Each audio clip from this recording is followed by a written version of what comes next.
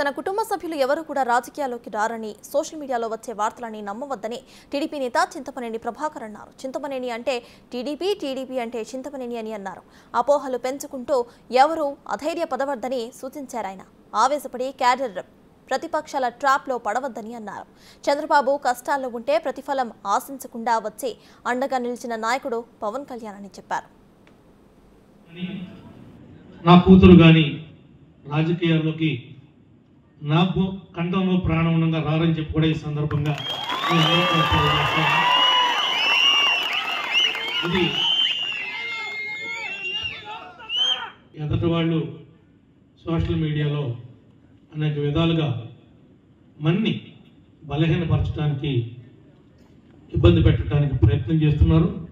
వాళ్ళ ట్రాప్లో మీరు ఎవ్వరూ కూడా పడొద్దు, పడే అవసరం లేదు. తెలుగుదేశం అంటే ప్రభాకర్ అంటే తెలుగుదేశం. దీనిలో సెకండ్ థాట్ అనేది కూడా లేదు. నేను లేని దెందులూరు లేదు, దెందులూరు లేని ప్రభాకర్ లేదు. ఒకే ఒక మాట, ఒకే ఒక నిర్ణయం, అది మీ అందరి నిర్ణయం. కమ్మరికంలో కొంతమంది అసంతృప్తిగా ఉన్నారని, వాళ్ళు ఎవరో ఇవ్వద్దంటున్నారని కాకమ్మకారులు చెప్తున్నారు. మన పార్టీ నాయకుల ద్వారా, ఇక్కడ ఉన్నటువంటి కమ్మర్గంలో ఉన్నటువంటి మన లీడర్ల ద్వారా ఛాలెంజ్ చేస్తున్నారు. మీరు 50 మంది ఈ పార్టీలో ఉండి, ఈ పార్టీలో గతంలో పదవులు అనుభవించిన వాడు, కానీ ఈ పార్టీలో ఈనాడు సభ్యత్వం ఉండి యాక్టివ్గా ఉన్న